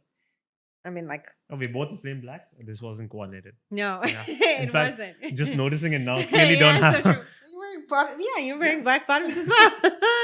That's it. Yeah, I mean, if it were up to me, I would have a brandless world. I mean, I love quality. Yeah, but I hate that quality has been usurped by branded stuff. Great segue, because our next segment is an idea incubator, in which I ask my guests to share idea, concepts, theories, experiences that have had a great impact in their life. And the hope is that I will try to learn as much as I can about it. And if I can learn something in 10 minutes, a new idea today, then anyone can. So what are you going to share with us today? That it was a great segue because I'm going to talk about Burning Man. Burning Man, Burning Man, Burning Man, Burning Man. Perfect how it just fits in because, I mean, Burning Man and decommodification is one of their 10 principles. So, Burning Man, for those of you who don't know, many of you might already, is an experiment in community living. It takes place in the desert, the Black Rock Desert of Nevada, every August, end of August, beginning of September. It's a 7-day long event, not a festival, not a festival. Experiment in community living. Yes, it does have the makings of a festival. So there's music and there's art and there's people, but it is decommodified. You can't take your brands there, and your money is no good at Burning Man. You can use your money to purchase a ticket to get there, obviously, but beyond that, you can't buy anything. So, not a festival. It's got 10 guiding principles. One of them, like I mentioned, is decommodification. Another one is leave no trace, which is a very, very big one. We aim to leave the desert cleaner than we found it. That means 70,000 people go to Burning Man every year. They create art for one another. Engaging art, not art like you go to the Louvre, for example, and you stand a few meters away and you look at it and you talk about it intellectually. Well, it's art you engage with. No offense to Mona Lisa. No offense to the Louvre either. Yeah. I mean, that's a different kind of art, you know, no offense whatsoever. This is engaging kind of art. This is art that's built for you to engage with, for you to have an experience with. And 70,000 people there go to do that for you. There are art installations. There are sound camps, so huge camps with stages and music and art cars or mutant vehicles, you know, in insane shapes made of crazy materials, like Il Pulpo Mecanico, the mechanical octopus that is made of recycled trash cans with all its tentacles, and it breathes out fire and I think from there and from its tentacles. It's insane. It's one of the first things I saw the first time we went to 2016, and I was blown away, but it was just one of the countless art cars over there. So art cars that also play music, mutant vehicles, art installations, all of these camps that offer you all sorts of things, anything that you want. You want a spanking, they'll offer it to you. You want a hot dog, they'll offer it to you. And everything, absolutely everything you can imagine and you can't imagine, they will have that there for you. And that is another one of the guiding principles, gifting. It's often misunderstood as bartering, but it's not a barter system. It's not like, hi, Shalaj, this is for you. The response is, oh, thanks, and this is for you. You don't expect something in return. No, you don't. It's a gift. Everything over there is a gifting experiences for one another. So going back to what I was saying about leaving no trace, you can imagine the 70,000 people that come and bring these camps and art installations and art cars and sound camps for you. You can imagine what sort of waste that creates. There are no waste baskets. You have to take your waste out with you. The Burning Man organization offers porta potties, portaloos, so you can use them only for the fluids that come out of your body. You cannot throw wet wipes in them. You can throw toilet paper, nothing else. They offer that to you. But if you choose to use something for yourself, whatever you do when you brush your teeth, the water goes into something. You collect it, and you take it back with you. You can't throw it down the porta potty. Everything, you've nailed something to the ground, you take that nail out and you take it with you. Leave no trace. It's so important that there actually is a task force, a whole sea of volunteers that stay after everyone is done with the festival. They stay for weeks. They cut the desert into grids, and they comb it with a fine-tooth comb. They take little sequins out of the desert sand and take it with them. I mean desert dust, because it's not a sand desert. It's an ancient alkaline lake bed that's miles deep. And that's why the dust doesn't disappear. It was so funny. A couple of years ago, my husband and I, another friend, were walking down one of the Black Rock City's streets. And my husband thought out loud, oh, I love my husband, so full of curiosity about everything. I wonder why the dust never disappears. There's always dust, right? And just out of nowhere, out of the darkness, someone had his head in an art car fixing something, looks up and says, that's because it's 9 miles deep, or something like that. Not sure about the exact number, but very, very deep, right? So, yeah, 10 guiding principles: leave no trace, decommodification, gifting, radical self-expression. You go there, you can be yourself in all your glory, whatever that looks like. You get to do you. And that's why it's also called a permission engine. You know, in life, don't you find yourself often wanting to do things but never doing them? Permission engine, Burning Man. You do it, whether it's radical self-expression or the creation of these beautiful artworks. You go there, it's a blank canvas. It's a vast, dry lake bed, huge white vastness. It's a canvas you can do anything with. It is incredible. And that's why it's also been called the Olympics of Arts. What are some of the other radical inclusion? Doesn't matter who you are, where you're from, you're all invited with all your kookiness and craziness and etc. And just like the rest of the world, it attracts all sorts of people. You have the awesome, loving, generous, giving, hospitable, super friendly people. And then maybe some who are not like that also come. You know, it's a reflection of what the rest of the world is like, but radical inclusion. And there are quite a few others also that are important, which is what makes Burning Man the best learning experience, especially for adults. Okay? Because we have had curiosity beaten out of us. Whatever artistic things that we have had it beaten out of us first through our schooling and then through these corporate contexts where you are meant to be a certain way and you are meant to reflect a certain image. And I know in some parts of the world and in some companies, that sort of corporate culture is changing, but it's not changing fast enough. But I know that Burning Man has been one guiding, driving force in the change of these corporate cultures in places like the United States. And maybe other parts of the world too. I'm not sure.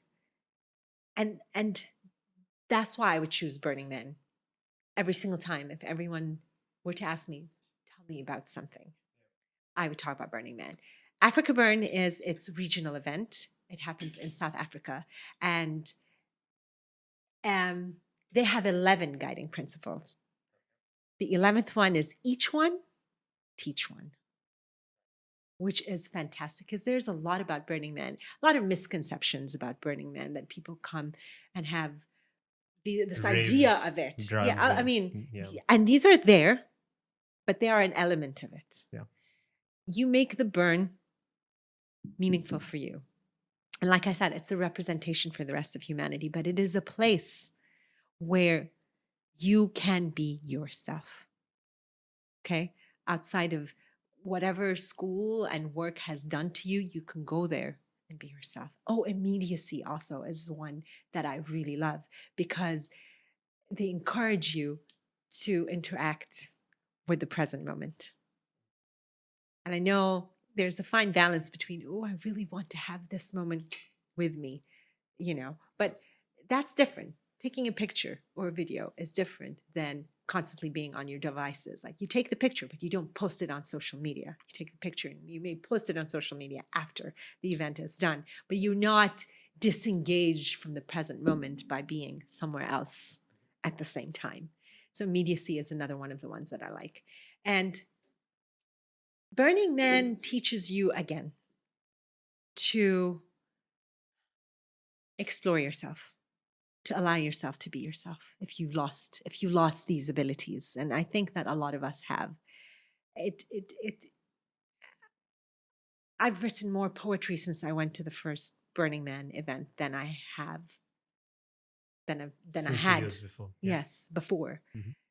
And it really is a permission engine. It really is a creative life force. It is the most vibrant coming together of creativity and love and generosity and beauty and transcendental experience anywhere. You did mention it's an experiment. So, do you think it is reflective of the way we would react if we were put in that kind of a situation? If we didn't have commodities, we didn't have rules, a structure, we will start building better relationships, connecting with each on a deeper level. Not barter system, but just having a connection with someone in a way that you want to help them out. And then they might help you out, but you don't expect something in return at all. And you share more, you communicate better. Do you think that would happen? Absolutely. You just talked about something that's relevant to another one of its guiding principles, which is radical self-reliance. So you're going into this harsh environment where you need to bring everything with you. You can't buy anything. You need to bring everything with you, and then you need to take it back out. Everything you need to survive in the harsh desert environment for 7 days, you need to take with you. But like you said, people anticipate and they bring things. There are entire camps built around what could people have forgotten to get and how can we support them. So there's an entire camp, or several of them really, some more known than others because they've been around longer, for your bicycles and your tires, because it's vast. You need a bicycle to go around the whole place, and you still won't be able to go around the whole place in 7 days. There are entire camps for sanitary items that you may have forgotten to bring. You just go and you go, oh my God, I need whatever, this, that, or the other. They'll give it to you. The camps that give you food. My goodness. One evening, my husband said, I really feel like having some grills and red wine. Just like that. And kid you not, 5 minutes into our walk that evening, just on the same street where our camp was Valhalla Camp. Shout out to Valhalla Camp. And that night, they had full roast pig. Like, honestly, like they had the whole gear with them out there. And red wine. You go in there, they had Viking hats, they had fur things that you could sit on platforms, and then all the other accoutrements as well, like all the salads and the side dishes that you wanted with that. And there's a term for that. The playa provides. The playa are the grounds of Burning Man, where all this magic happens. And this happens all the time. The playa provides. Again, we were walking. This was 3 years ago. It was hot. It was the hottest. That year was the hottest year. It was insane. It was so hot, people would plan their journey out during the day and go towards the camps where there were the misters, go in there, cool down a little bit, and then continue on their journey. And that afternoon, my husband said, I really love a cold soda right now. Pops into existence, just drops from the sky. Just about. 2 minutes down, there's a whole soda can. It was Hack a Soda, I think it was called. And it was so cool. It wasn't a regular soda. You had all these different flavors, and that you choose which one, and then they'd add the soda water to it. And you have to understand what an amazing thing that is, because it's hot. It's a mission to get ice. With the two things that you can buy at Burning Man, at Center Camp and at their ice selling places, the name isn't coming to me now, are ice and coffee. That's it. And so it's a trek to go get ice. If you're a camp that's making soda, your volunteers are on rotational duty to go several times and get ice because they're serving soda. That's their gift to the burner community. And there you go. The playa provides. And if I were to ask you to maybe recount one memory that has stuck with you throughout, you have been for so many Burning Mans, one that always comes to your mind that has been transcendental. Oh, there are so many. I mean, just one then. Where do I start? Which one? Which one? I mean, it's very hard for me to choose because so many of them are so profound and so transcendental and memorable. I'll choose this one randomly, really, not for any particular reason. It was the first year. The first year we went was 2016. And my brother and his wife insisted finally that we come along because they had been twice before. And the reason why they had been before was to attend the playa wedding of a friend. A playa wedding is a wedding that happens at Burning Man. So you call it a playa wedding. Do you officially get married or just like No. it's just okay. Yes. I mean, I suppose you could. You could take an official celebrant Right. and you can have an official wedding there if you want to. But this was just like your persona is getting married to someone else. Your playa persona is getting No, Oh, no, just- no. They're actually getting married. Oh, right. Yeah, Oh, they're okay. actually getting married. They might have an official ceremony in what's called the default world, which is Right. what we refer to. That's the not boring one. Yeah, that one. Yeah, Well, the other one. we still Yeah. need the default world to make Burning Man happen, right? I course. mean, Burning Man is an excellent blueprint of what would happen if a bunch of really creative, generous people got together to create another way of living, experiment in community living. That's what it would look like, right? Like a post AI world where you don't have to be coin driven and work because you need to pay for your existence. That's what it would look like, right? Sorry, I interrupted you. No, So you're that's talking okay. About the wedding. Yeah, but we still need the default world to make Burning Man Yeah. happen. So let's Let's not hope for us. let's not diss the default world. Let's bring Burning Man values into the default world so that they are more similar and less unlike with one another. Unlike one another. So, playa wedding. My brother and his wife were going. They have 4 kids, triplets, and one that's a year and a half older. So for them, it's a big deal to take 3 days off and go to Burning Man. But they did it because a friend of theirs, were getting married. And they talked about us with Burning Man, and conditions worked in our lives at that point that made it happen for us to be able to go. So we went. Every single part of this story is a story in and of itself. But long story short, we get to the greeters gate. Now, the greeters are the ones who stop you and just give you some love. They're not the ones who necessarily check whatever they need to check in the car. They're literally there to give you some love. So you open the door, you get out, and they give you a hug. They just give you some pointers and stuff. And if you're new to Burning Man, they'll ask you to make a dust angel on the ground. Yes. And then they'll ask if they can hug you. They'll hug you and they'll say, "Welcome home." Okay. I didn't understand what they meant, like, welcome home. And we drove in.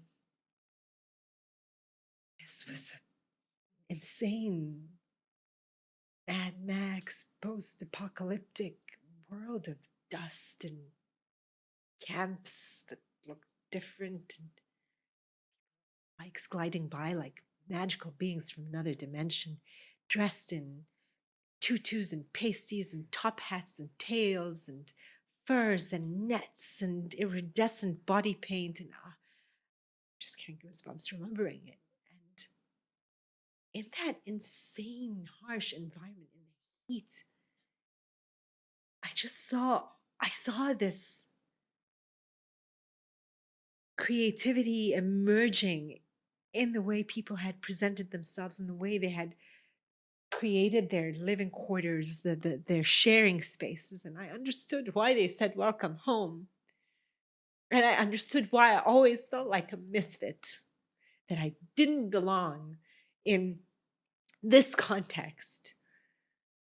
And I vowed that the next time I went, I would go to create something myself as well. And my husband and I got on top of it, and we thought, what would we want to take as a gift? We thought, the universe. We're going to take the universe with us. And we thought, we're going to get a telescope. We'll store it at one of the storage places there. And we talked about this with my brother, and he said, you don't need to do that. You can talk to this camp. There's a camp that exists that already does that. Join them. And we did in 2017. The next year, we joined them. And I'm very happy to say now that I am part of the board of that camp just a couple of years afterwards. And Burning Man is the ultimate learning experience because it teaches you not just how to be in these VUCA conditions. What does it stand for? Volatile, unpredictable, chaotic, and something else, ambiguous, VUCA world. It teaches you to be like that. I mean, that's why Google took Eric Schmidt there. He was part of 50 people shortlisted, their CEO. And one of their ways of shortlisting was taking Eric Schmidt to Burning Man because all the Googlers are burners. They have all their fire Yeah. performance pictures all over the offices. And did you know that the first Google Doodle was Yeah. a stick man? Oh, really? Inspired by Burning Man? Just as a note, like we're at Burning Man, so Oh. we're not at the office. We're at Burning Man. That was the very first Google Doodle. All right. Yep, look it up. And this is just one of many experiences at Burning Man that will just either change your life or confirm what you know about yourself and just make you so much more empowered and in love with yourself, with life, with others. I can keep going, but you need to stop me. No, I mean, that was pretty beautiful because the impression I had of Burning Man was very different. But today, I think I've learned a lot more about it. Yes, a lot Yeah. of people have their own Yeah. conceptions of it. And some might be valid and some might be just a case of this is what I heard, but it's not necessarily valid. Sounds beautiful. Now I really want to go. Hopefully, once things settle down. I know. Yeah. I don't know how long it's going to be now until we are able to go. Obviously, with the pandemic, it's like One the day. worst thing you would do now, obviously, in this context. Have to go one day at Yes. least when it Yes, settles. you must. Must. Okay, so we're approaching the end of this episode. So Oh, before, already? time flies, right? It does. Yeah. Just before we move into the final questions, I wanted to quickly ask you to interpret what we have built today. Yeah. With the Lego. Yeah. I I know think what we I think we both worked on these two together. Yeah. And then you have these smaller pieces as well. I just kept building on the bigger ones. So what does it look like? Well, my first impression of these two are Star Trek spacecraft. Spaceships. Yeah, honestly, that's what they Interesting. We're look talking like. about to me. space as well, and I think that's when we build these. Yeah, I don't know if this is your subconscious mind doing the building. We obviously didn't have any plans. We just kept on adding to these things. They also look like gateways into another universe. Honestly, like look at that arch and that window and that gateway over machine. there. Yeah. You know, Yeah. That's what I see with these two. Yeah, I saw What do you futuristic think? boats as well. Yes. Yeah. Like container ships, but of the future. Like they've got some minimalist Yeah, design. I hear you. I see that. I see that very, very well. Like this could be the hull over here. Yeah, I hear you. I see that. It would have looked better if I didn't keep breaking things. It's okay. Wow. They're not structurally sound. We're not really going to go to space with this. I don't know what these are. And this looks like again, it looks like a mini time machine to me. It's a pocket time machine. That's what it is. Nice. I saw a gun, so.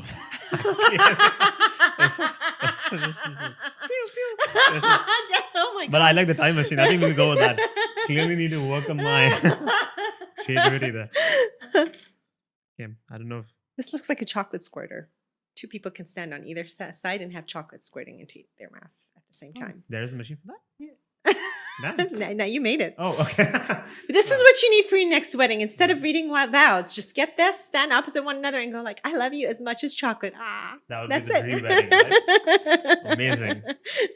Very interesting what we have built so far. Okay, final few questions. Uh-huh. So, what are some books, movies, or people that have strongly influenced you in your life? Oh my gosh. Again, disclaimer, I'm not a favorites type of person. Like I don't have favorites. And if I do, they're just so many. But and this is just off the top of my head. You have to give me some time now. Seriously. No worries. I mean, I know for a fact you're a big fan of Elon Musk. I am. The first time we met at SciFest, Yes. you had a talk about his solar city, I believe. And then in subsequent years, you've always talked about Tesla, SpaceX in general, find very inspiring. And I also know you're a big fan of Carl Sagan as well. That's true. So those are two people that I also read. At that point, I didn't know much about them, but now I'm really, really inspired by both of them. Unfortunately, Carl Sagan is not with us, but we have Professor Brian Cox. I really like. Is another man, very fascinating. And those are people that actually heard a lot from you, and I got Yes. into it. So I know for a Thank fact. you. Yeah. I'm so happy to hear that. I now feel a little disappointed with some of the ways Elon Musk decided to engage with the pandemic and the ongoing work that he did through his companies. And I'm not vocal about these things. I don't go on social media and like say those things extremely vocally. I might express them, but I'm not super vocal about them.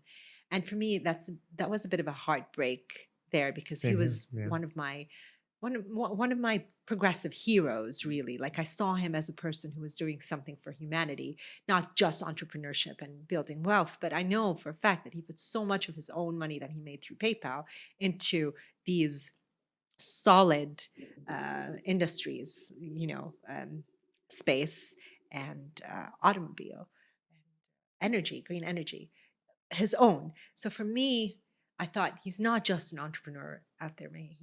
Out there to make money for himself. He wants to make real change. But with the choices that he made recently in terms of the pandemic, and just like they can come and arrest me, and it was just the wrong message to send out. Attitude testing and it was just the wrong message to send out to someone who is really revered and looked up to as a role model. It was a point in time in his career and his life where I chose to distance myself with that particular choice that he made. But in terms of all the changes, all the challenges that he tackled, hats off to him. Honestly, like he did that with drive and passion and grit and single-mindedness against all odds. We're glad that he's out there trying to Yes. colonize Mars because Yes. I mean, both of us, if you are really fascinated about space, then you want to see it happen in your lifetime. Yes. At least you want to be there to see what happens, right? Yes. And he is making it possible. So. Yes. Or so we hope. So we hope. We do need at least one Elon Musk with all the, I read the book. I know what he can be like personally and professionally. And I love that he exists, but I wouldn't want to be his family or his friend or his employee. But if you sign up for that, then you sign up for that, and that's your choice, But I buy into his vision enough to want to perhaps own a Tesla, but not to be part of his immediate life. Yes. Yes. It's not something that's uncommon these days. I really struggle with it because people keep asking me who are your role models, and I say I don't really have, because I can keep associating some negative element that they have or some trait that they have, because I think we have more access to them now. They're constantly sharing their lives, so there will be something you won't Yes, like. of course, Everyone has of flaws. course, of course. And then as a role model, you're suddenly taken back that, oh, Elon Musk has that attitude towards Yes. testing or human Yes. lives. He comes Yes. Yes. So what I've tried to do now actively is try to dissociate what the negative elements are. I'm not vouching for him. Yes. But his positive traits, I'm definitely inspired by it. Yes. Yeah. He's a visionary for sure. He is for sure. I'm going to segue there, and then I'll come back to answering your question about the thinkers and the authors that I like. This is a tricky one for me, especially in light of things such as what we know more now about Michael Jackson and the accusations that were made. And it's Kevin Spacey and the accusations that were made there. These were entertainers that Bill Cosby. That we really enjoyed. Like, I never owned a Michael Jackson. The music was everywhere, and I never owned it. But now I would actively not have a Michael Jackson song on my playlist. I can't allow myself. I feel like I can't enjoy it guiltlessly. It's a tricky one. Yeah. I still love the music, but knowing that about his personal life, these accusations now, they look like they're true with all the evidence that has come out now. I'm not being judge and jury over here and running a sentence posthumously, but I can't is what I'm saying. So segue back to books, movies. Yes, as well. So many. So let me just start with people, and there are many of them. So here we go. I love Christopher Hitchens. I love him because he's no longer with us. He challenged. He was a great debater. He encouraged you to think for yourself in every single possible way that you could think for yourself. He encouraged that. He debated like absolutely nobody else. There is nobody else out there debating like Christopher Hitchens and writing like Christopher Hitchens. His writings are fantastic. They're very varied. He had a mind, such an expansive mind that knew so much about politics, current affairs, history, poetry, literature, philosophy. It was insane, the amount of knowledge that man had and how he could bring it together, not just in writing, but through speech, and how he could decimate his opponents. He had, what was it on his, when he was passing away, and a friend called him, called another friend and said, "How is he doing?" And he said, something about his brain still being like a bulldozer, like, or purring like a Mercedes. It was, you know, even when he was ill. I love Christopher Hitchens. I love Richard Dawkins. I love his books about science for the layperson. I love his debates. Like, people look at me and they think, because I meditate and because I like to go to Burning Man and I put colors in my hair, they associate that with a certain kind of person who might be more into magical thinking and fairy type of stuff. And I'm total Richard Dawkins. If anyone has a conversation with me and knows I'm like of the Richard Dawkins category, I'm like no holds barred. I will punch back. Like, if you give me stupidity, I'm going to punch right back with rationality. Richard Dawkins, Andy Puttycombe, who is the founder of a Headspace app that I use for meditation. He has a wonderful way of structuring meditation, because I've tried like other meditation apps, and the way he structures every single one of the meditations is excellent. It's just like, from a teacher's perspective, the structure works beautifully so that you want to practice every day. And they've started a podcast as well, and I love listening to them. They're short, 2-3 minutes long, and he has little nuggets of wisdom for you. I love Sam Harris. He's a neuroscientist and a podcaster, an author, and he writes about things like free will, and in the book The Moral Landscape. Wonderful thinker, agree with a lot of the ways he thinks about most things in life. And I listen to his podcast. It's The book called on free will was actually life changing for me as well. Really? Such a short book, and Yes. just I ended You up breezed through it. thinking about it for Yes. so many years. Yes. Still think about it at times. I'm such so a- glad. Yes, it Yeah. still comes up in conversation all the time. It's very relevant. I mean, I don't know when it will not be relevant, because, yeah, Sam Harris, he also has a podcast called the Making Sense Podcast, and he has lots of wonderful thinkers on there as well. And his book as well, The Waking Up, was also something that I really enjoyed reading. I love Dr. Ben Goldacre, who was an NHS epidemiologist. And an epidemiologist is someone who essentially studies what's good for you, what's bad for you, something like that. And he used to write a column in The Guardian called Bad Science, and that became a book eventually. And it was such a fantastic book to read, because we get all this clickbait and we don't know what we're clicking on. Tomatoes are good for you. Tomatoes are bad for you. Drink coffee. Don't drink coffee. That sort of thing. And he taught me how we should really look at evidence in terms of medicine related journals or things that we're reading that are relevant to our health. I don't exactly remember, but blind testing and a whole bunch of other testing related variables that we need to know as a layperson before we wholeheartedly believe in, oh, you should eat more seaweed because it'll produce chlorophyll in your dark stomach where the sun doesn't shine. What? Yeah, Gwyneth Paltrow looking at you. Yeah. Hitchens, Christopher Hitchens had the Hitchens razor. Yes, based on the Occam's razor. Yeah, what can be Yes, established without yes. evidence can be dismissed without evidence. So we can apply Yes. that Yes. to Gwyneth Paltrow as well. Yes. Oh my God, don't get me started. This is a nice episode. I'm not going to bring out the big guns. I can bring Part out the 2. big guns. Stay tuned. All right. So just No, building on those then, what would you like your legacy to be like? Oh, so my legacy would have to be connected with play, not just for the little humans, but the older humans too. I would it'd have to include critical thinking. That's what I want to do through SciFest, right? I've brought critical thinking in the form of science and art through play uh, for anyone who engages with it. So, definitely, my legacy would include play, critical thinking, science, and interactive dramatics, stories. Do you often contemplate mortality All the time. all the time? So we all know that we are here for a limited amount of time. So are most of your actions guided by that principle that you have to leave an impact, or it's just something that's in the back of your mind when you're making bigger decisions? I don't think that my mortality impacts my decisions. It's not the driving force behind. I think about it in the sense that everything has a beginning and an end, including me and my loved ones. It is easier to understand rationally than it is to accept emotionally, and I struggle with that ever since we lost my dad over 10 years ago.